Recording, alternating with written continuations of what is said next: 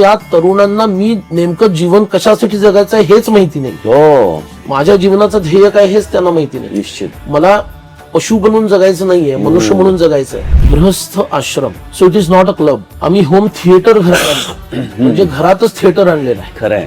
म्हणजे घराला थिएटर बनवलेलं आहे. हो, आपल्याला घराला थिएटर बनवायचं की घराला आश्रम बनवायचं आहे हे आधी तरुणांनी विचारात घ्यायला पाहिजे. करिअर करिअर करिअर म्हणजे नेमकं काय आहे? खरंय. आपल्या पूर्वजांनी सांगितलं की 4 गोष्टी तू मिळवल्यास की तुझं करिअर पूर्ण झालं. धर्म, अर्थ, काम, मोक्ष. वा. समर्थांनी उत्कट भव्यतेची घ्यावे यामध्ये प्रयत्नवाद सांगितलेला आहे, शॉर्टकट कुठे सांगितलेला नाही. शॉर्टकटची सवय लागली की भगवंत पण म्हणतो याचं लाईफ पण मी उगीच लांब ठेवलेलं आहे, यालाही शॉर्ट करून टाका. खरंय. त्याची बुद्धी पण शॉर्ट करून टाका. राम भजणे याचा अर्थ एकांतात बसून जपजाप्य, पूजा अर्चन, ध्यान आणि संकीर्तन हा तर आहेच, but it is not whole of it. Absolutely. देह, निश्चित. वाणी, मन, बरोबर. बुद्धी, हो. या 4 स्तरावर मी रावांसारखं व्हायचं. भगवंतांनी ज्याला ज्या कार्यासाठी निवडलंय ते कार्य हजारो त्याच्यावर विपदा येवोत किंवा अडथळे येवोत ते कार्य त्याच्याकडून होणारच आहे. उपनिषदच आपल्याला सांगतं की अन्नमयम ही सौम्य मनः अपोमय प्राणः. म्हणजे अन्न जे ग्रहण करतात त्याचे 3 भाग होतात. बर. आणि प्रत्येक 3 भागाचे पुन्हा सूक्ष्म रूपात 3 भाग. हे मनाला जिवंत ठेवण्याचं काम अन्न करतं. आपण देखील कॉर्पोरेट मध्ये काम केलेलं आहे. त्यावेळेला तुम्ही तुमच्या रामाला कसं पाहिलं? तर महाभारतामध्ये असे कुठले त्याज्य गुणधर्म तुम्हाला तुमच्या कॉर्पोरेट लाईफ मध्ये दिसले? रामायण हा आदर्श आहे, निश्चित. महाभारत हा व्यवहार आहे. वा. तुमचं ध्येय जर निश्चित असेल कदाचित तुम्हाला माघार घ्यावी लागेल, खरंय. पण ती माघार घेणं हा त्यावेळचा विवेक आहे. निश्चित. तर हे आपल्याला महाभारत शिकवतं. आणि आदर्श त्याच्या समोर रामायणाचा ठेवलेला आहे. ज्या व्यवहाराच्या समोर श्रेष्ठ आदर्श नसतो त्याचं भविष्य हे पतनाच्या दिशेनं जातं. निश्चितच. म्हणून तुमचा जर भविष्यकाळ आत्ताच्या काळाच्या पेक्षा उन्नत असायला हवा असेल तर तुमच्या समोर आदर्श असायला हवा. हे रामायणाचं स्थान आहे. जय जय रघुवीर समर्थ. सज्जन हो, आपला आगामी चित्रपट समर्थ हा पुढल्या महिन्यात 14 ऑगस्टला महाराष्ट्रामध्ये अनेक चित्रपटगृहांमध्ये प्रदर्शित होणार आहे. त्या चित्रपटाच्या निमित्ताने हे समर्थ विचार नेमके काय आहेत, त्या विचारांचं जागरण व्हावं, तरुणाईला या समर्थ विचारांचं महत्व कळावं आणि त्यातून त्यांच्याच जीवनाचं कल्याण व्हावं या एका उदात्त हेतूने समर्थ संप्रदायाची सेवा करणारे अनेक ज्येष्ठ अधिकारी अशा विभूती यांच्याशी मी या निमित्ताने चर्चा करत आहे. आज आपल्या सद्भाग्याने मला समर्थ संप्रदायातील एक अधिकारी असे विभूती, असे एक व्यक्तिमत्व आपल्याबरोबर संवाद करण्यासाठी मिळाले आहे. आज आपल्याबरोबर श्री अजय बुवा रामदासी हे समर्थ विचारांचं चिंतन करण्यासाठी इथं आलेले आहेत. सर्वप्रथम अजय बुवा, आपलं सहर्ष स्वागत श्रीराम. आणि अत्यंत मनापासून धन्यवाद. कारण आपण खरं तर व्यस्त वेळ होती, मी आपल्याला फोन केला तेव्हा आपण प्रवासात होता, पण तरी देखील या सगळ्या गोष्टींचा विचार बाजूला ठेवून समर्थ सेवेसाठी म्हणून आज अजय बुवा इथं आलेले आहेत. अजय बुवांची ओळख करून देणं हे मी माझं स्वतःचं भाग्य समजतो. कारण इंजिनियर कुळातलेच ते आहेत बरं का. ते स्वतः बी केमिकल आहेत. केमिकल इंजिनिअरिंग, रसायनशास्त्र या सगळ्यामध्ये इंजिनिअरिंग केल्यानंतर 15 वर्ष कॉर्पोरेटमध्ये त्यांनी सर्व्हिस केली. वेगवेगळ्या मोठ्या मोठ्या पेट्रोकेमिकल कंपन्यांमध्ये अधिकारी पदावरती त्यांनी काम केलं. आज त्यांची ही आपण वेशभूषा बघितल्यानंतर कोणी त्यांच्याकडे बघून हे सांगणार नाही की पूर्वाश्रमीचे बी केमिकल असलेले, मोठ्या कॉर्पोरेटमध्ये काम केलेले आणि अशा पद्धतीने काम करत करत आज आपलं संपूर्ण जीवन समर्थ कार्यासाठी ज्यांनी वाहून घेतलेलं आहे, समर्पित केलेलं आहे, अशा अजय बुवांशी आपल्याला निश्चितच या समर्थ विचारांचं चिंतन करून एक खूप मोठा अमूल्य ठेवा प्राप्त होणार आहे. आणि त्या विचारांचं चिंतन करण्यासाठी पुनश्च एकदा अजय बुवांना वंदन करतो आणि आपल्याशी संवाद करतो. अजय बुवा, हा एक स्वाभाविक प्रश्न माझ्या मनामध्ये येतोय की केमिकल इंजिनिअरिंग, कॉर्पोरेटची नोकरी आणि हे समर्थ संप्रदायाच्या विचारधनाचं रसायन, या 2 रसायनांचा संयोग झाला कसा? मूळ रसायन हे समर्थ भक्ती हे आहे. वा. आणि त्याच्यावर एक ज्याला आपण कंपाऊंड केमिकल म्हणतो, बर. ते मेन एलिमेंट समर्थ व्यक्ती आहे. वा. कधी कधी कंपाऊंडिंग होतं केमिस्ट्रीच्या नियमानुसार. ते कंपाऊंडिंग ह्या काही पूर्व प्रारब्ध असावं, त्यानुसार ते केमिकलच्या दिशेनं वाटचाल झाली. आणि आता एवढं तू शिकलेला आहेस तर थोडी त्या विषयालाही वाव द्यायला पाहिजे, ती सर्व्हिस पण व्हायला पाहिजे असं घरातल्यांचा आग्रह असल्यामुळं मग मी केमिकल इंडस्ट्रीज मध्ये प्रवेश केला. आणि पण मुळात पहिल्यापासून समर्थ भक्ती, राम हनुमान, घरात लहानपणापासून संस्कार, वातावरण हे सगळं समर्थ भक्तीच असं थेट म्हणता नाही येणार. संस्कार तर होते, समर्थ भक्तीचे होते असे नाही. पण आमच्या आजोबांनी मिरजमध्ये जी अंबाबाई तालीम संस्था स्थापन केली होती आणि तालीम म्हटलं की मारुतीराय आले. त्यामुळं हनुमंतरायांचा अगदी लहानपणापासून खूप ओढा होता. आणि वेणाबाईंचा मठ पण मिरजमध्ये आहे, तिथेही आधीमध्ये जाणं व्हायचं. पण असं म्हणता येऊ शकतं की काही पूर्वजन्मीचं असू शकतं की जेणेकरून लहानपणापासून हनुमंतांबद्दल विशेष आकर्षण आणि प्रेम. आता मी काही केमिकल इंजिनियर नाही, पण जेवढी काही केमिस्ट्री आम्ही ओळखतो, मला असं वाटतं की प्रत्येक प्रोसेसमध्ये कॅटॅलिस्ट असतो, संप्रेरक ज्याला म्हणतो आपण मराठीमध्ये. या कॅटॅलिस्टनीच ती प्रोसेस पूर्ण होते. असा कॅटॅलिस्ट घटना काय होती की ज्याच्यामुळे तुम्ही समर्थ संप्रदायाला आपलं जीवन समर्पित करण्याचं ठरवलं? अगदी लहानपणी मला आठवतं, 2री, 3री किंवा 4थी असेल तेव्हाच मनामध्ये विचार निश्चित झाला की आपण मारुतीरायांच्या मार्गाने जायचं. अरे वा. म्हणजे आजीवन नैष्ठिक ब्रह्मचर्याचा मार्ग स्वीकारायचा. जर योग असेल तर संन्यास तो वेगळा विषय आहे, पण ह्याच मार्गाने जायचं. तेव्हा समर्थ थेट नव्हते त्या काळामध्ये, पण मनाचे श्लोक इत्यादी या विषयातून थोड्याफार समर्थांच्या कथा ह्या तर कानावर होत्या. पण 7वी मध्ये जेव्हा आम्ही महाबळेश्वर या ठिकाणी आमच्या एका नातेवाईकांकडे राहायला गेलो 3 दिवसांसाठी, त्या ठिकाणी पळणीटकर गुरुजींनी जे एक समर्थ चरित्रामृत नावाचं पुस्तक लिहिलंय, विशेष करून लहान मुलांसाठी लिहिलं. ते पुस्तक माझ्या हातात आलं आणि म्हटलं की आपला 3 दिवसाचा मुक्काम इथं आहे, तर हे पुस्तक आपण पूर्ण करायचं. कारण सगळा दिवसभर जंगलात फिरणे इकडे, आणि 7वीत असताना त्या वयानुसार वागणं होतं, थोडा अवखळपणा होता. पण म्हटलं काय वाटेल ते झालं, तरी हे पुस्तक आपण 3 दिवसाच्या या वास्तव्यात पूर्ण करायचं. आणि तसं ते झालं. आणि एकदम त्याला असं म्हणतो की लख प्रकाश पडणे की हेच आपले सद्गुरू आहे आणि ह्यांचाच मार्ग आपल्याला पुढे, ह्यांच्याच मार्गावर पुढे जायचं. पण कधी असं तुमचे इतर मित्र परिवार किंवा तुम्ही इंजिनिअरिंग करत होता किंवा कॉर्पोरेटमध्ये सर्व्हिसला होता, येणारा पैसा, त्यातून येणारी भौतिक सुख, याची कधी तुम्हाला अट्रॅक्शन किंवा अटॅचमेंट नाही वाटली? खरं म्हणायचं तर नाही वाटली. अरे, कारण माझा आर्थिक व्यवहार वडील सांभाळायचे. म्हणजे पैसे ठेवायचं नाही. अरे वा.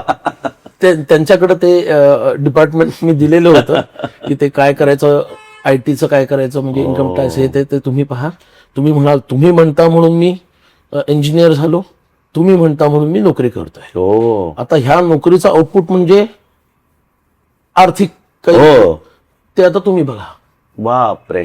अशा पद्धतीनं मी, म्हणजे आम्ही रामाची दशरथांच्या प्रती असलेली निष्ठा जाणत होतो, वाचत होतो, पण तुमच्या बाबतीमध्ये हे ऐकल्यानंतर खरोखर असा रामासारखा पुत्र, हे वडिलांचंही भाग्य आहे असं मला वाटतं की तुमच्यासारखा पुत्र त्यांना प्राप्त झाला. कारण आजच्या काळामध्ये आपण बघतो की घरांमध्ये हा एक प्रकारे विसंवाद आपल्याला दिसतो की प्रत्येक जण आपलं करिअर, आपला विचार हा प्राधान्याने करतोय. त्यामुळं एकत्रित कुटुंब पद्धती संपत चाललेली आहे. घरामध्ये कुठल्या तरी ज्येष्ठाला सतत आपल्या समोर आदर्श ठेवून त्यांच्या सांगण्याप्रमाणे वागणं, ही पद्धत देखील संपत चाललेली. त्यामध्ये आपलं हे उदाहरण अत्यंत विरळ आहे. मग जेव्हा आपण वडिलांना आपला हा विचार सांगितला, त्यावेळेला घरच्यांची किंवा जवळच्या नातेवाईकांची काय प्रतिक्रिया होती?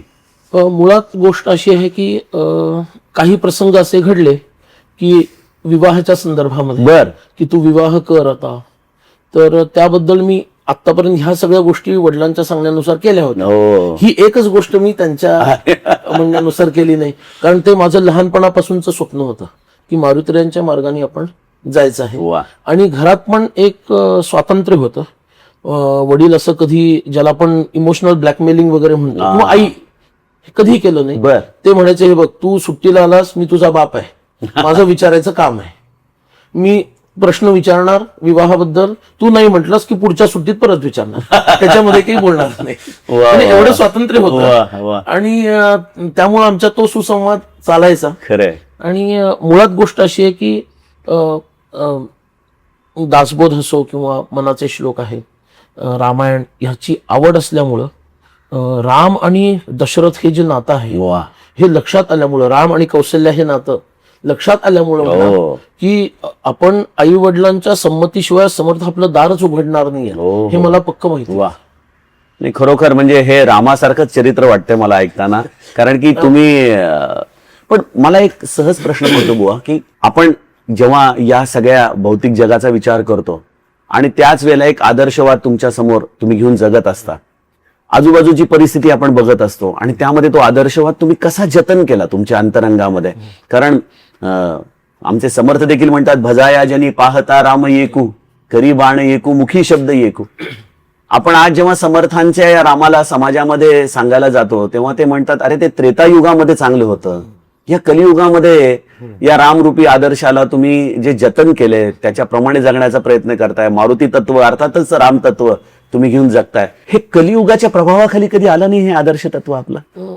ही समर्थांचीच कृपा असली पाहिजे. खरंय. दुसरं आपण फार काही करू शकतो असं नाहीये, पण त्यांचीच ती इच्छा आहे की ह्याच्याकडून हे कार्य व्हावं. वा.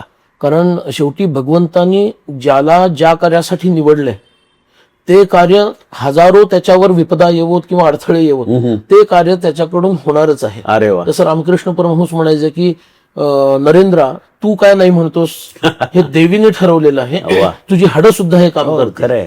तर तसं एवढं मोठं आपण नाही आहोत, पण भगवंतांनी जे ठरवलेलं आहे की याच्याकडून हे काम करून घ्यायचं. नाही, निश्चितच काय आहे की प्रत्येकाने सूर्यासारखं तेजस्वी व्हावं असं नाही, पण समयीसारखा ज्योत प्रत्येकालाच दिलेली आहे भगवंतानी. पण ती जी निष्ठा आहे ती मात्र त्या जीवाला सांभाळावी लागते. कारण समर्थच देखील म्हणतात की अभ्यासाने प्रगटावावे, पण अभ्यास न करता उगीच प्रगट होऊन नासून जाणं हे काही योग्य नाही. त्या पद्धतीने तुम्ही ती निष्ठा मात्र सतत निरंतर जतन करत आलेला आहे तुमच्या आयुष्यात. याचं कारण असं आहे की जेव्हा दासबोध हातात पडला, कारण 7वीमध्ये मी म्हटलं तुम्हाला की ते पुस्तक वाचलं आणि म्हटलं समर्थांचा प्रधान ग्रंथ दासबोध आहे. खरंय. म्हणून पहिल्यांदा मी दासबोध 8वीमध्ये खरंय. वाचला.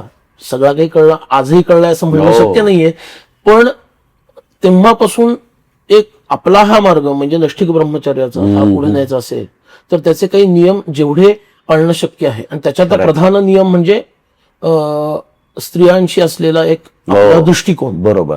तर ते मी माझ्या म्हणजे माध्यमिक उच्च माध्यमिक काळामध्ये शाळेतील आणि त्यानंतर बऱ्यापैकी प्रमाणामध्ये नोकरीच्या काळामध्ये हे कटाक्षाने पाळणं. आणि त्यामध्ये मी खूप कटाक्षाने या गोष्टी सांभाळल्या आणि त्यामुळं त्याच्यात एक 10-12 वर्षाचा तो अभ्यासच मी म्हणेन की तो मी केला म्हणण्यापेक्षा समर्थांनी करून घेतला. आणि त्या गोष्टीचा एक उत्तम लाभ हा झाला की एक पूज्य बुद्धी निर्माण झाली. खरंय. की मातृभाव जो असतो तो त्याच्यातून निर्माण झाला आणि त्यामुळं कधीच असं विचलित होण्याचा प्रकार घडला नाही.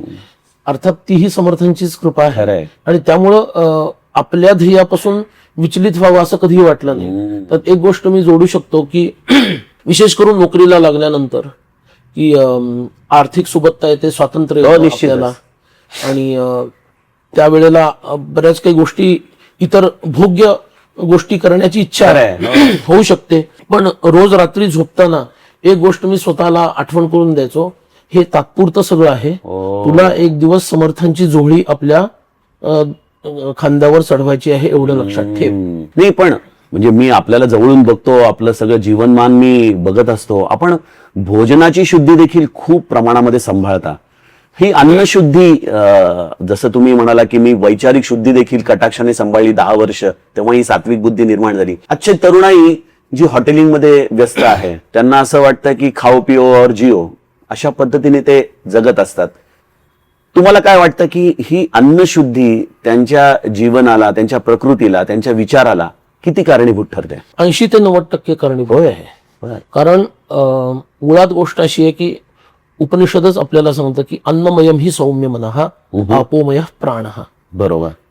तुमच्या मनातील म्हणजे अन्न जे ग्रहण करतात त्याचे 3 भाग होतात बर आणि प्रत्येक 3 भागाचे पुन्हा सूक्ष्म रूपात 3 भाग, तो विचार करायला नको. बर. पण स्थूल भाग हा मल रूपानं देह त्याग करतो. वा मध्यम जो भाग आहे त्याच्यामुळे देह आपले 7 धातू जे आहेत बरोबर. ते पुष्ट होतात. खरंय. आणि जो सूक्ष्म भाग आहे अन्नाचा त्याच्यापासून मनाची डेव्हलपमेंट होते. म्हणजे मनालाही अन्नच तयार करतं. बर म्हणजे मनाला जिवंत ठेवण्याचं काम अन्न करतं. हा त्यामुळे जर तुमच्या अन्नामध्ये सात्विक अंश अधिक असेल बर तर मन सुद्धा सात्विक होणार आहे. हो राजसिक अंश अधिक असेल बर. तर मन रजोगुणात्मक होणार आहे. तामसिक असेल तर मन निश्चितच तमोगुणात्मक होणार. अर्थात आणि म्हणून आता हे युवकांना आई वडिलांनीच सांगितलेलं नाहीये, शिक्षकच सांगत नाहीत, खरंय. आजी आजोबा सांगत नाहीत, आजूबाजूचा समाज सांगत नाही. त्यामुळे या तरुणांना मी नेमकं जीवन कशासाठी जगायचं आहे हेच माहिती नाही. हो खरंय. माझ्या जीवनाचं ध्येय काय हेच त्यांना माहिती नाही. निश्चित मला पशु बनून जगायचं नाहीये, मनुष्य म्हणून जगायचं खरंय. आहे. हे ध्येय आई वडील मुलांना सांगत नाही, कारण त्यांच्याही आचरणामध्ये शैथिल्य आलेलं आहे. हो आणि आई वडिलांच्या आचरणात शिथिलता आल्यामुळं आपोआपच मुलांमध्ये पण ती शिथिलता येते. खरंय. नाही आणि आपण दिवसेंदिवस बघत चाललोय की मोबाईलवर एवढी ऍप्लिकेशन्स आलेली आहेत की मन चाहे वस्तू अगदी काही मिनिटांमध्ये आपल्या डोअर स्टेप पर्यंत येण्याची फॅसिलिटी तयार होत चाललेली. ती वस्तू कोणी तयार केली आहे, काय भावनेने तयार केलेली आहे, या कुठल्याही गोष्टीचा आजच्या काळामध्ये तो युवक विचार करत नाही. त्यामुळे अन्नशुद्धी ही निश्चितच महत्वाची आहे. व आपण नैष्ठिक ब्रह्मचर्याच्या मार्गावरती जात आहात. अर्थात हा मार्ग प्रत्येकाचा नाही हे देखील आपण मान्य कराल, कारण गृहस्थाश्रम हा देखील आपल्या उपनिषदांनी मान्य केलेलाच एक मार्ग आहे. एका युवकाने आपल्या गृहस्थाश्रमामध्ये प्रवेश करत असताना समर्थ विचारांचं असं कुठलं धन आपल्या बरोबर जीवनाची पुंजी म्हणून घ्यावं असं तुम्हाला वाटतं? त्याच्या आधी मी थोडं ब्रह्मचर्याबद्दल बोलतो. की तो ब्रह्मचर्य अवस्थेत असताना जर त्यांनी उत्तम ब्रह्मचर्याचं पालन केलं तर तो उत्तम गृहस्थ नक्की बनणार आहे. म्हणजे ही काड्या दगडावरची पांढरी रेघ आहे. वर आमचं ब्रह्मचर्य आश्रम बिघडल्यामुळे गृहस्थाश्रम बिघडलेला आहे हे आधी कळलं पाहिजे. खरंय. कारण पूर्वी मुलींना घरामध्ये त्या आश्रमाचं पालन कसं करायचं हे आई शिकवत असे जेव्हा ती त्या आश्रमात आहे. बरोबर कारण आई हीच तिची गुरु आहे. आणि मुलांना जेव्हा गुरुकुलामध्ये ते मुलं जात असत तेव्हा तर अर्थात त्यांच्याकडून ते आचरण गुरु आणि गुरुमाता दोघंही करून घ्यायचं. आणि तो ब्रह्मचर्य आश्रम जेव्हा उत्तम पद्धतीने पाळला जायचा मुलांकडून, त्यामुळं त्यागाच्या आधारावरच मला गृहस्थाश्रम जगायचा आहे हे न सांगता त्यांना मुरायचा अंगामध्ये. आता रामरायांचा जो गृहस्थाश्रम आहे तो सर्वोच्च का मानला जातो किंवा रामकथा सर्वोच्च का मानली जाते? रामराय गृहस्थ आहेत ना, ते ब्रह्मचारी नाही आहेत. हनुमंतराय ब्रह्मचारी आहेत. खरंय. पण मग रामरायांचा ची कथा जी आहे ती आदर्श याचसाठी आहे की त्यांचा गृहस्थाश्रम हा त्यागावर आधारित आहे, तो भोगावर आधारित नाही. आणि हे त्यागावर आधारित असणारा गृहस्थाश्रम कसा काय आला? कारण पूर्वी 12 वर्ष त्यागपूर्ण ब्रह्मचर्य आश्रमाचंच पालन झालेलं आहे ना. मग ते आपोआप अंगात एखादी गोष्ट तुम्ही सातत्याने केली आणि 12 वर्ष ती केली खरंय किंवा त्याहून अधिक काळ केली तर त्याचे संस्कार होतात. खरंय. ती शिकवली जात नाही, ती समजावली जात नाही. समजावणं वेगळं, शिकणं वेगळं, संस्कार होणं अधिक वेगळं आहे. आणि ते संस्कार घडायचे आता या पाश्चात्य पद्धतीच्या शिक्षण संस्थेचा आम्ही स्वीकार केल्यामुळं ते शिकणं बंद झालेलं आहे, ते संस्कार बंद झालेले आहेत. त्यामुळं त्यागाधिष्ठित गृहस्थाश्रम हा विषयच आता नाही. ब्रह्मचर्य ह्यामध्ये त्यांच्या शरीरावरती देखील अनेक सकारात्मक परिणाम होतात. त्यांची मेधाशक्ती, धारणाशक्ती, कुशाग्रता या सगळ्या गोष्टींमध्ये अनेक पद्धतीने तुम्ही देखील स्वतः त्याचा अनुभव घेतला असेलच. त्यामुळे हा तरुणाईसाठी केवळ एक वर्गच नाहीये तर त्यांच्या स्वतःच्या देखील जीवनाला एक आकार देणारं असं हे शास्त्र आहे. मग आपण मूळ प्रश्नाकडे येऊ की समर्थ विचारांपैकी असं कुठलं धन या ब्रह्मचर्य 12 वर्ष एकाग्रतेने सांभाळलेल्या युवकाने किंवा एखादा नवयुवक ज्यांनी कदाचित पूर्वाश्रमीमध्ये चुका केल्या असतील पण आज तो समर्थ विचारांकडे वळलाय तर त्याने आपल्या गृहस्थाश्रमामध्ये असे कुठले विचार समर्थांचे घेऊन जावेत? सगळ्यात पहिल्यांदा त्याच्या हे लक्षात यायला पाहिजे की याला आश्रम हे नाव आहे. गृहस्थ आश्रम. वा. So it is not a club. Correct. वा. आज आम्ही होम थिएटर घरात आणतो. म्हणजे घरातच थिएटर आणलेलं आहे. खरंय. म्हणजे घराला थिएटर बनवलेलं आहे. हो, आपल्याला घराला थिएटर बनवायचं की घराला आश्रम बनवायचा आहे हे आधी तरुणांनी विचारात घ्यायला पाहिजे. सुंदर सुंदर. मला घर थिएटर बनवायचं नाही, निश्चित. ते आश्रम मग तो आश्रम बनायचा असेल तर काय करायला हवं?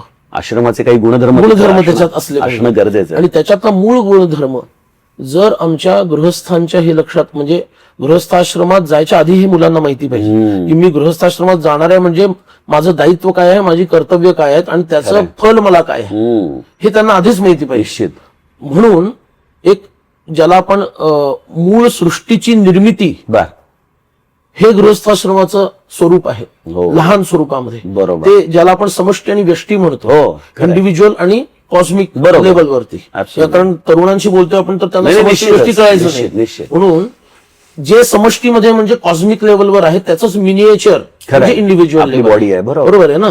म्हणून मग समष्टीचा विचार समर्थाने गृहस्थाश्रमाच्या संदर्भात सांगितला की मुळी शिवशक्ती खरे, पुढे झाली वधूवरे, बरोबर आहे. 84 लक्ष विस्तारे विस्तारली जी. खरंय. मुळामध्ये तो सच्चिदानंद परमात्मा 2 रूपामध्ये प्रकट झाला. अर्धा भाग पुरुषाचा, अर्धा भाग स्त्रीचा. खरंय. आणि त्याला अर्धनारीश्वर भगवान आपण म्हणतो. मुळात तो एक आहे. खरंय. तो क्रिएशनसाठी तो प्रकट झाला 2 रूपामध्ये, बरोबर. अर्ध्या अंगाने. खरंय. हो, निश्चित. आणि मग त्याचे 2 झाले वेगळे, आणि ते 84 लक्ष विस्तार त्याचा झाला, आणि नारी आणि नर या खरंय. रूपामध्ये ते आले, ते विस्तार झालेला आहे. खरंय. विस्तार झालेला आहे. तर आता या गृहस्थाश्रमाचा लाभ घेऊन माझ्यातील शिवत्व आणि माझ्यातील पार्वतीत्व म्हणजे शक्तित्व, खरंय. हे त्या कन्येनं आणि त्या मुलानं अनुभवण्यासाठी ते गृहस्थाश्रमात एकत्र आलेले. खरंय. हे जर लॉजिक त्या मुलांना आधीच त्यांच्या आई वडिलांनी, आजी आजोबांनी जर समजावून सांगितलं, शिक्षक समजावून सांगतील की नाही माहिती नाही, शक्यताच नाहीये. पण त्यांना जर समजावून सांगितलं की मला गृहस्थाश्रमात जायचं म्हणजे आय एम बिंग एलिव्हेटेड, मी ब्रह्मचर्य आश्रम जो एकट्यापुरता मर्यादित आहे, खरंय. माझ्यापुरता मर्यादित मर्यादित आहे. मी नैष्ठिक ब्रह्मचार्याबद्दल बोलत नाही. निश्चितच. जो ब्रह्मचारी पुढे जाऊन गृहस्थ होणार आहे त्याच्या ब्रह्मचर्याबद्दल बोलतो. बरोबर आहे. त्याला उपकुर्वाण नावाचं ब्रह्मचर्य हा, म्हणतात. हा, बर. तर ते जे ब्रह्मचर्य आहे ते इट इज इंडिव्हिज्युअली फोकस, म्हणजे खरंय. त्याच्या एकट्यापुरता विचार आहे. आता मला एकट्याचा विचार न करता मला थोडा समाजाचा म्हणजे कुटुंबाचा विचार, खरंय. सगळ्यात छोटं समाज म्हणजे कुटुंब म्हणतो, बरोबर. त्याचा विचार करायचा आहे. म्हणजे आय एम बिंग एलिव्हेटेड, खरंय. मला पुढचं अधिकचं दायित्व मिळतंय. हो, म्हणजे त्याच्याकडे भोग्य अशी गोष्ट न मानता, किंवा तसंही नाही मानत असतील तर 4 चौघं लग्न करता म्हणून मी केलं बघ. तर अशा ब्लाइंडली आपल्याला नाही हे करायचं आहे. जे काही करायचं ते जाणून समजून उमजून करायचं. खरंय. बरोबर आहे ना. मग ह्या तरुणांना आणि तरुणींना हे माहिती पाहिजे की मला गृहस्थाश्रम स्वीकारायचा, याचा अर्थ माझी उन्नती होत आहे आणि मला आता अधिकची जबाबदारी मिळत आहे. खरोखर. पण म्हणजे मला ह्याच तुम्ही बोलत असताना एक मनामध्ये प्रश्न आला की हे शिक्षण व्यवस्थेमध्ये आज कोणीच सांगत नाहीये ना, घरामध्ये सांगितलं जात आहे. इनफॅक्ट सो कॉल्ड पाश्चात्य संस्कृतीचं अनुकरण करत करत आम्ही लिव्ह इन रिलेशनशिपला कधी आमच्या घरात आणून ठेवलं हे आमचं आम्हाला कळत नाहीये. अशा वेळेला या समर्थ विचारांचं उत्तरदायित्व समाजामध्ये प्रस्थापित करणं ही खरोखर काळाची गरज आहे. आणि आम्ही ना घरके ना घाटके असे कुठेतरी मध्ये त्रिशंकू अवस्थेमध्ये आज लटकत पडलेलो आहोत. मला असं वाटतं की यामध्ये आमूलाग्र बदल शिक्षण व्यवस्थेपासूनच होणं गरजेचं आहे, असं वाटत नाही आपल्याला कुठं? मुळात भारताने काय करायला हवं या भारतीय धारणेतच मुळात बदल आहे. त्याच्यातला एक भाग शिक्षण व्यवस्था आहे. कारण शिक्षण व्यवस्था ही महत्वाची गोष्ट असली तरी इतरही असे अनेक आयाम आहेत ज्याच्यात आपण भारतीयत्वाचा त्याग केला. आज आपण भारत शब्दाच्या ऐवजी इंडिया शब्द वापरतो, ह्याच्यातच सगळं आलं. आमची वेशभूषा आज पाश्चात्यांची झालेली आहे, भाषा आमची पाश्चात्यांची झालेली आहे. तरुणांशी बोलताना आम्हाला इच्छा मनात खूप असली तरी शुद्ध मराठीत बोलता येत नाही, तर त्यांना कनेक्ट खरंय होत नाही. परवा भिडे गुरुजींशी बोलत होतो तेव्हा ते म्हणाले की 68% मराठीमध्ये शब्द फारसी, उर्दू या लोकांनी अतिक्रमण करून त्याला आपण मराठी करून टाकलंय. अशी परिस्थिती आहे. त्यामुळे म्हणजे शुद्ध मराठी काय आहे हे देखील आपल्याला कळणं अवघड झालेलं आहे. तर या सगळ्या गोष्टींचा विचार करत असताना मला समर्थांच्या दासबोधामध्ये समर्थांनी दिलेला नित्यनेम एका तरुणाने तो आपल्या जीवनामध्ये कसा अंगीकारावा, समर्थांसारख्या संतांनी, आणि ते आपण जीवन आचरण करून दाखवत आहात. तर एक गृहस्थाश्रमी तरुण जो आपलं करिअर देखील ओरिएंटेड आहे, कारण की तुम्ही 15 वर्ष कॉर्पोरेटमध्ये काम केलेलं आहे, तर मला ह्याचा बॅलन्स कसा साधावा हे आपल्याकडून समर्थ विचारातून समजून घ्यायचंय की मला माझं करिअर, माझं प्रमोशन्स, माझं इन्क्रिमेंट, माझा बिझनेस याच्यामध्ये उत्कर्ष साधायचा आहे आणि ऍट द सेम टाइम समर्थांना अभिप्रेत असलेला एक मनुष्य जीवनाचा मार्ग देखील मला आचरण करायचा आहे. So is it possible? हे पॉसिबल नसतं तर समर्थांनी मांडलंच नसतं. वा वा. बरोबर आहे. तर याच्यात मुळात करिअरची डेफिनेशन नेमकी काय आहे हे आपल्याला लक्षात घ्यायला लागेल. करिअर करिअर करिअर म्हणजे नेमकं काय आहे? खरंय. आपल्या पूर्वजांनी सांगितलं की 4 गोष्टी तू मिळवल्यास की तुझं करिअर पूर्ण झालं, बर. जे आम्ही पूर्ण विसरून गेलो. धर्म, अर्थ, काम, मोक्ष. वा. ह्या 4 मुख्य गोष्टी, पुरुषार्थ त्याला म्हणतात. खरंय. पुरुषार्थ याचा काय, पुरुषांनी ज्याला अर्थ मानावं वा. तो पुरुषार्थ. खरंय. म्हणजे जे करण्यामध्ये खरं पौरुष प्रकट होतं त्याला पुरुषार्थ म्हणतात. वा वा. मग धर्माधिष्ठित अर्थकामाची प्राप्ती आणि त्यानंतर मोक्षाची प्राप्ती. बरोबर. पण अर्थ शेवटी ह्याला देखील एक लिमिट असलं पाहिजे. माझे महाराज म्हणतात गोंदवलेकर की 3 दिवस पुरेल एवढं जर गृहस्थाश्रमाकडे असेल तर त्यांनी स्वतःला श्रीमंत समजावं. मी म्हणतो 3 नाही, चला 30 वर्षाचं तरी समजू देत. बरोबर. 30व्या वर्षाचं जर तुमच्याकडे आज इन्व्हेस्टमेंट आणि तुमच्याकडे जर तेवढा पोर्टफोलिओ तयार झाला असेल तरी निदान मग आपण अर्थ या खांबाला पूर्ण न्याय दिला आहे असं समजून इतर 3 उर्वरित न्यायांकडे. पण आज ही एक भूक, म्हणजे आपले समर्थ म्हणतात त्याप्रमाणे की धरा श्रीवरा त्या हरा अंतराते, करा दुस्तरा त्या परासागराते, सरा विसरा त्या भरा दुर्भराते. हे भरा दुर्भराते हे जे असं पोट आहे ही मनुष्याला एक कुठेतरी स्वतःला सीमारेषा घालून घेतल्याशिवाय तो नीतिमूल्यांच्याकडे वळू शकत नाही. बरोबर. तर ह्यामध्ये समर्थांनी देखील आपल्याला मनोपासना दिलेली आहे. बरोबर. मनाला एक नीतिमूल्यांचं आचरण समर्थांनी आपल्याला दिलेलं आहे. तर त्यामुळे आपल्यासारखी ही उपासना हा जीवनाचा करिअरसाठी देखील अत्यंत महत्वाचा भाग आहे असं वाटत नाही? खूप महत्वाचा भाग आहे. मुळात करिअरमध्ये आपल्याला हे ठरवायला लागेल की ज्याला आपण प्रपंच परमार्थ समन्वय म्हणतो. बरोबर. जो समर्थांनी जितका प्रभावीपणे मांडला तितका अन्य कुणीच मांडला नाही असंही म्हटलं जातं. तर तो प्रपंच परमार्थ समन्वय म्हणजे काय की तुमची बुद्धी स्पष्ट असली पाहिजे की कुणाचं किती महत्व जीवनामध्ये आहे. म्हणजे अशी स्थिती ज्याला समर्थांनीच मनाच्या श्लोकात उत्तर दिलं की नसे राम ते धाम सोडून द्यावा. बरोबर आहे. याचा अर्थ प्रत्येकाने धाम सोडून द्यायचा असा नाही. तशी जर परिस्थिती आली की एक तर राम सोड बाबा नाही तर धाम सोड, बर, तुमचं घर, तर तुम्ही रामासाठी धाम सोडायची तयारी दाखवली पाहिजे. So it is a part of commitment. ते प्रत्यक्षात उतरवायचं आहे असं नाहीये. पण तशी वेळ जर आली तर मी रामासाठी तुम्हा सगळ्यांना सोडू शकतो पण रामाला सोडू शकत नाही. ही एकदा बुद्धी आपली स्थिर झाली की मग त्याला स्थिर करून बाकीचा व्यवहार सांभाळण्यासाठी जेवढं अर्थकारण आवश्यक आहे आणि त्याच्यात व्याप तितका वैभव हे सांगितलेलं आहे. तुम्हाला जर वैभवशाली, आता तुमचंच उदाहरण बघायचं झालं तर तुम्ही आज एक मोठे इंडस्ट्रियलिस्ट आहात. ठीक आहे. तर इंडस्ट्रियलिस्ट असलं म्हणजे त्यांनी टार्गेट ठेवलं नाही तर तो इंडस्ट्रियलिस्ट होऊ शकत नाही आणि तो राहू पण शकत नाही. कारण या स्पर्धेमध्ये तुम्हाला ते टिकवणंही आवश्यक आहे. आणि अजय बुवा, मला नेमकं समर्थांचा हाच विचार माझ्या आयुष्यामध्ये मला खूप प्रभावित करतो. कारण उत्कट भव्यतेची घ्यावे, मुळमळीत अवघेची त्यागावे, निस्पृहपणे विख्यात व्हावे भूमंडळी. हा जो समर्थ विचार आहे हा इतर संत साहित्यामध्ये आपल्याला एवढा सहजासहजी सापडत नाही. आणि त्याच विचारांचे पाईक असलेले श्री ब्रह्मचैतन्य म्हणतात की माझ्या माणसाने जे जीवनामध्ये उदात्त आहे, अभिजात आहे, उत्तुंग आहे ते प्राप्त करावं. बरोबर. तर ह्या सगळ्या गोष्टी करत असताना आजच्या समाजामध्ये शॉर्टकट्स घेऊन ते पोझिशन अचीव्ह करण्याचा प्रयत्न चाललेला आहे. बरोबर. तर समर्थांनी उत्कट भव्यतेची घ्यावे यामध्ये प्रयत्नवाद सांगितलेला आहे, शॉर्टकट कुठे सांगितलेला नाही. याबद्दल आपल्याला काय सांगावं असं वाटतं? नाही, शॉर्टकट केलं की तुम्ही कट शॉर्ट राहणार आहे हे आपल्या लक्षात यायला पाहिजे. कारण शॉर्टकटची सवय लागली एकदा माणसाला, शॉर्टकटची सवय लागली की भगवंत पण म्हणतो याचं लाईफ पण मी उगीच लांब ठेवलेलं आहे, त्यालाही शॉर्ट करून टाका, त्याची बुद्धी पण शॉर्ट करून टाका. आणि तो शॉर्टकटच्या नादाला लागून इतका मोठा फटका त्याला बसतो की ते थोडा त्यांनी संयम दाखवून जर ते कार्य केलं असतं तर जे मिळालं असतं ते त्याला मिळताना खूप मिळतंय असं वाटतं. गमावण्यामध्ये काय तो गमावत आहे हे त्याच्या लक्षात येतं. आणि आपले समर्थ सांगताच नको रे मना द्रव्य ते पुढील नसे. पण आपण या आज अशा पद्धतीच्या द्रव्याच्या मागे लागतो आणि आपल्याला वाटतं की ह्या द्रव्याच्या आधाराने उत्कट भव्यतेची घ्यावे. अशा पद्धतीने निश्चितच समर्थांचा प्रयत्नवाद नाहीये. तिथं प्रत्येक ठिकाणी नीतीचं अधिष्ठान आहे. मला याच दृष्टीने आपल्याला विचारायचंय की आजच्या काळामध्ये हा राम हा जो आदर्श जो आपल्या समर्थांनी गायला जो आम्हाला सतत सांगितला की भजाया जनी पाहता रामई ऐकू. आज या रामाचं भजन एका जीवाने संसारामध्ये आपलं कार्य करत असताना कसं उतरवावं, या रामाला कसं जीवनात आणावं? मुळात गोष्ट अशी की भजावा जनी पाहता राम ऐकू, याचा अर्थ त्याचं संकीर्तन पूजन जप करणे एवढाच घेऊन बरोबर चालणार नाही. निश्चित नाही. बरोबर ना, कारण कर्मयोग सुद्धा आहे हो रामरायांचा. तर मी जसं शास्त्रात म्हटलेलं आहे की रामवत वर्तितव्यम सधर्म, बर. की श्री रामांप्रमाणे वागणं हाच धर्म आहे. म्हणून म्हणजे धर्मराज युधिष्ठिर जो स्वतः यमधर्माचा अवतार आहे, बरोबर, तोही जेव्हा त्याचे पाय डगमगतात, महाभारतातलं उदाहरण बरोबर. घेतलं, तेव्हा ऋषीमुनी येऊन त्याला रामरायांचं चरित्र सांगतात वा. की तू दुःख करू नकोस, तू डगमगू नकोस, तुझ्यासमोर आदर्श भगवान श्रीराम आहे, हो. ते कसे वागले तसं वागण्याचा प्रयत्न कर.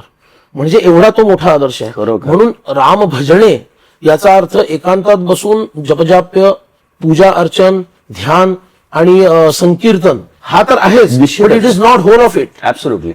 त्याचा एक अंश आहे. मुळामध्ये मी प्रत्येक क्षण श्रीरामांप्रमाणे जगण्याचा प्रयत्न करतो. बरोबर. त्यांच्या एवढं तर होणं शक्य निश्चित नाहीये, नाही. पण प्रयत्न माझा गमू पंथ अनंत या राजावाचा. तर गमू पंथ म्हणजे काय, रामराय ज्या मार्गाने गेले त्या मार्गाने जा. आणि मला वाटतं विवेक विवेक या शब्दाची व्याख्या ह्याच्यापेक्षा अजून वेगळी असू असू शकत शकत. आपल्या रामाचं अनुगमन करणं. मला नेहमी बिझनेसमध्ये देखील असे, कारण की नेहमी प्रलोभन एका बाजूला असतं आणि एका बाजूला आपली सत्सद विवेक बुद्धी असते.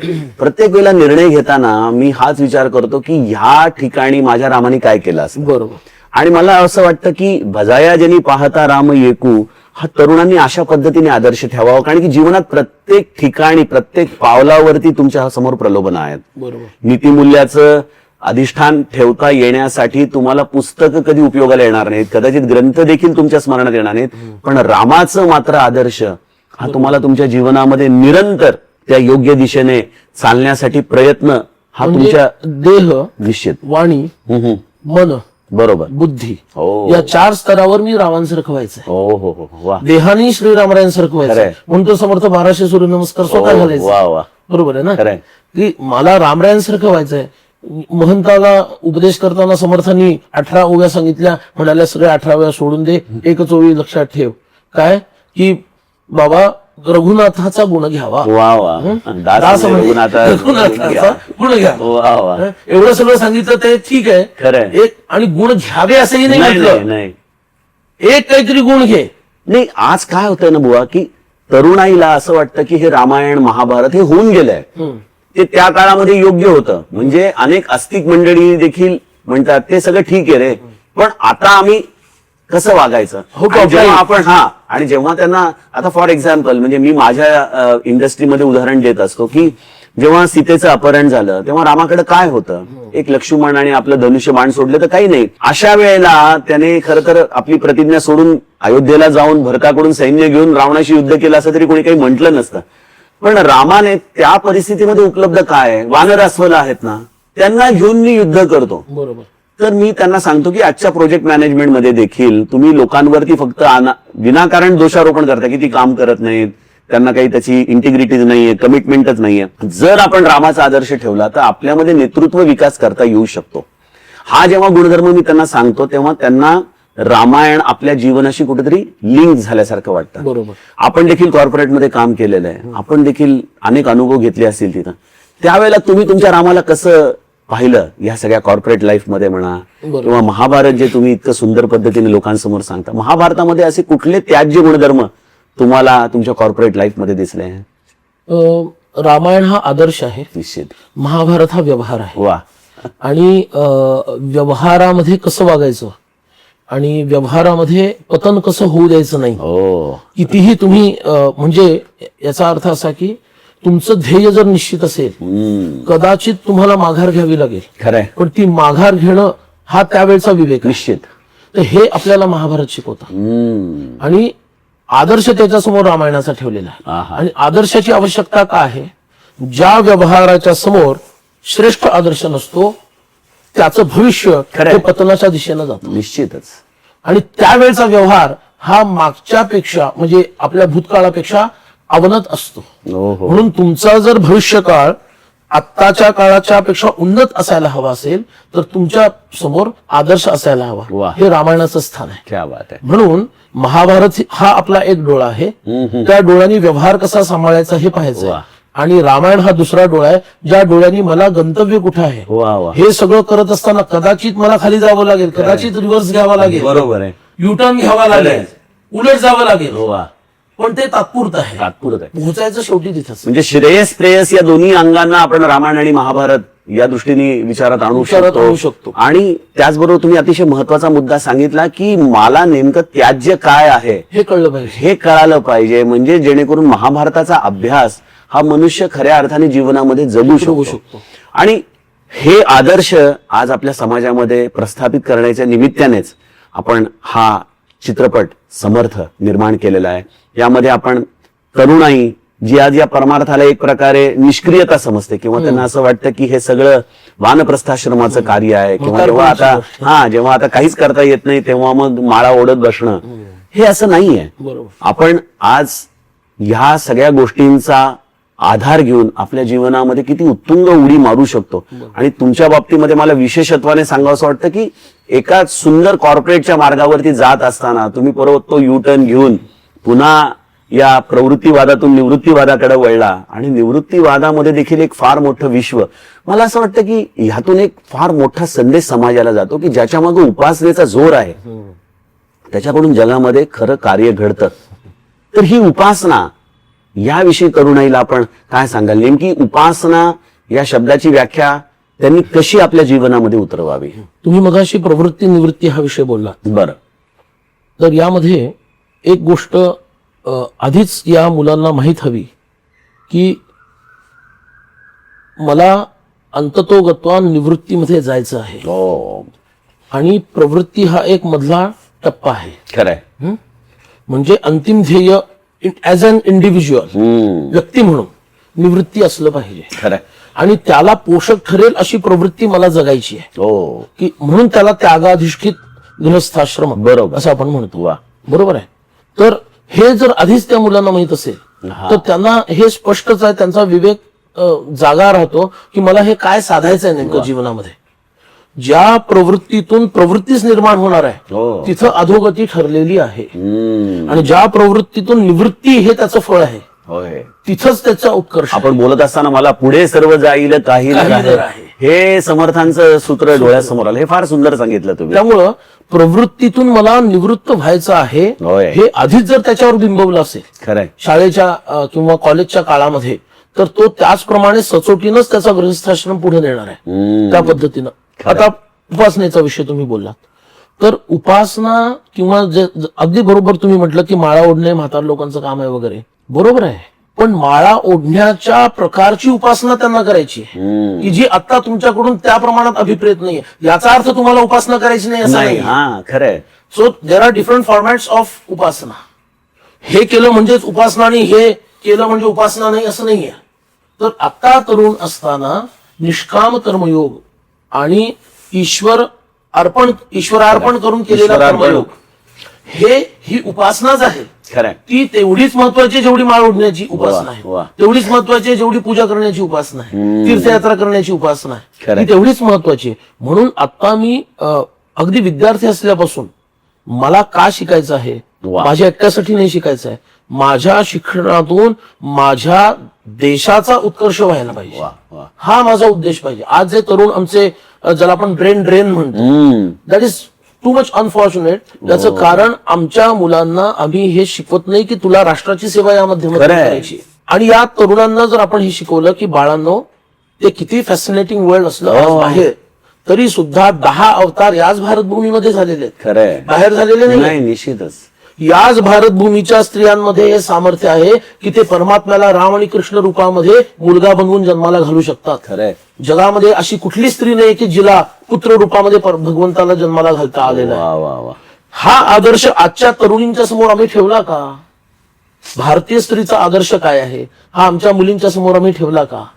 तर मला राष्ट्राची सेवा करायची आहे ही शिकवण जर आम्ही आमच्या मुलांना दिली तर आत्ताच्या स्थितीकडे पाहता आम्हाला ज्या विद्या आज आमच्याकडे भौतिक विद्या नाही आहेत, काही कमी आहे, म्हणून ही मुलं जावीत बाहेर, मी नाही म्हणत नाही, पण ती जाऊन पुन्हा भारतात परत खरंय. येऊन त्या विद्यांचा उपयोग या राष्ट्रासाठी व्हायला पाहिजे. खरंय. तुम्ही ब्लेनच्या यवनांचे दास बनून त्यांना मोठे करण्यासाठी जगू नका. निश्चित. आणि त्यांनी टाकलेले तुकडे त्याच्यावर जगू नका. खरंय. ती विद्या ग्रहण करून तुम्ही आपल्या देशाचा उत्कर्ष कसा होईल हा विचार करा. फार महत्वाचा विषय हा की उपासनेची फार व्यापक व्याख्या तुम्ही सांगत आहात की राष्ट्रभक्ती हा त्याचा प्राण आहे आपल्या देशामध्ये. आणि समर्थांनी काय केलं, हो, पहिल्यांदा जेव्हा स्वतःचं आधी उन्नयन केलं, साधना केली आणि नंतर रामरायांच्या आज्ञेने महायात्रेला निघाले. शब्द जरी महायात्रा असला खरंय. तरी सामान्य दृष्टीने ज्याला महायात्रा म्हणतात तसं समर्थांची महायात्रा नाहीये. निश्चित. त्यांना देश बघायचा आहे, देशाची स्थिती बघायची आहे, जाणून घ्यायचे की जे धर्मकार्य रामरायांनी मला योजलेलं आहे खरंय. त्याला अनुकूल स्थान आहे कुठं. बरोबर. आणि अख्खा भारत फिरल्यानंतर त्यांना ते कृष्णाकाठी मिळालं वा, की कृष्णेच्या काठीच काहीतरी कार्य घडू शकतं. खरंय. आणि ते स्थान त्यांनी निवडून ते कार्य उभं केलं. वा. ते जे राष्ट्रकार्य समर्थांनी उभं केलं ती पण रामरायांचीच सेवा आहे, निश्चित. ती उपासनाच आहे. निश्चित. म्हणून युवकांना अभ्यास करणं ही पण उपासना होऊ शकते जर त्याचा उद्देश हा मला या अभ्यासातून जी विद्या मिळेल त्याचा उपयोग मी माझ्या राष्ट्रकार्यासाठी करणार आहे.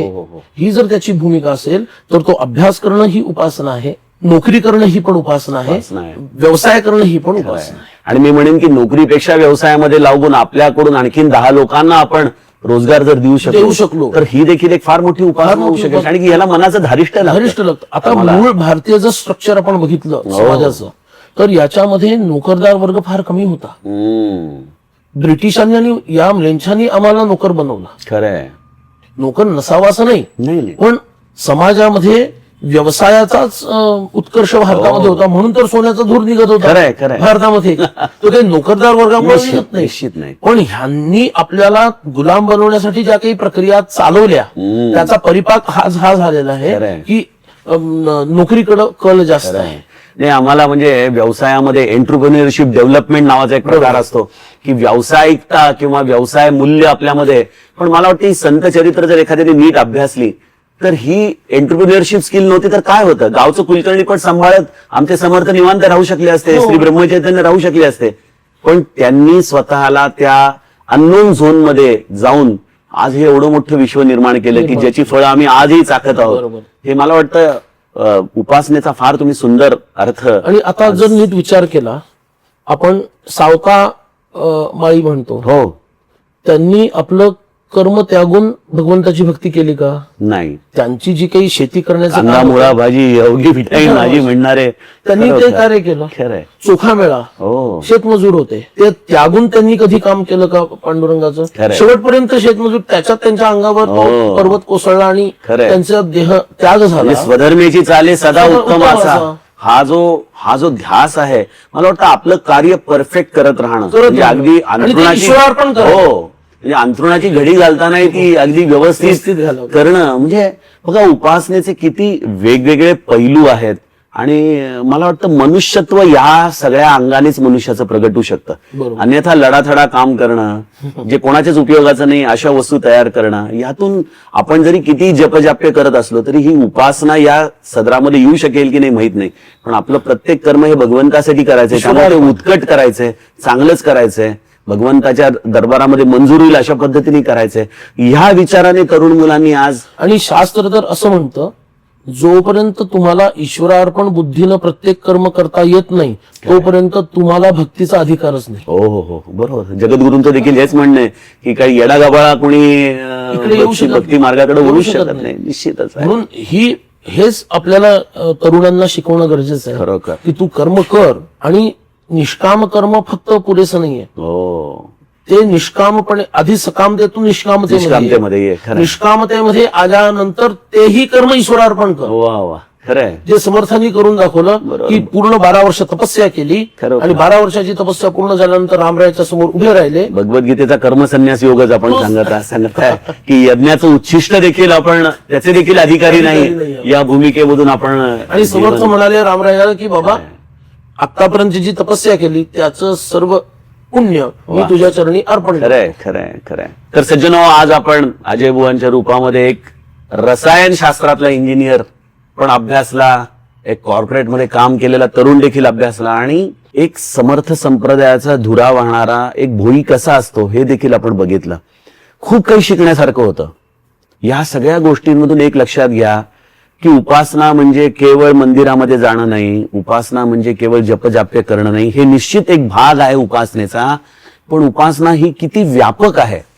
आणि मुलांनो, त्यासाठी समर्थांचा आदर्श तुम्ही घेणं गरजेचं आहे, त्यासाठी दासबोध वाजणं गरजेचं आहे की तुम्ही देखील अशी उपासना कराल आणि असा एक राष्ट्राचं निर्माण करण्याचं निमित्त व्हाल, जे राष्ट्र खऱ्या अर्थाने विश्वगुरु असेल, ज्या राष्ट्राकडं सगळं जग एक आदर्श म्हणून बघेल. आणि मला वाटतं हे घडण्यासाठी समर्थ संप्रदाय, समर्थ वाङ्मय, समर्थ साहित्य हे तुमच्या जीवनामध्ये खूप क्रांती करेल. आज अजय बुवा इथं आले, आपल्या आगामी समर्थ चित्रपटाच्या निमित्ताने आपण या समर्थ विचारांचं जागरण त्यांच्याद्वारे केलं. खूप खूप धन्यवाद. जय जय रघुवीर. माझाही या समर्थ चित्रपटासाठी खूप खूप शुभेच्छा तुमच्या सगळ्या टीमला. आणि सर्वांना आवाहन आहे की विशेष करून युवकांनी आणि बालांनी हा चित्रपट आवर्जून बघावा. एकदा नाही, दोनदा, तीनदा बघावा आणि हाऊसफुल प्रत्येक टॉकीज करावं अशी मी सर्वांना विनंती करतो. आणि असा चित्रपट निर्माण करण्याची इच्छा होणाऱ्या निर्मात्यांना मी खूप साधुवाद देतो. समर्थांचे अखंड आशीर्वाद त्यांना आहेतच अशी माझी भावना आहे. जय जय रघुवीर. जय जय रघुवीर.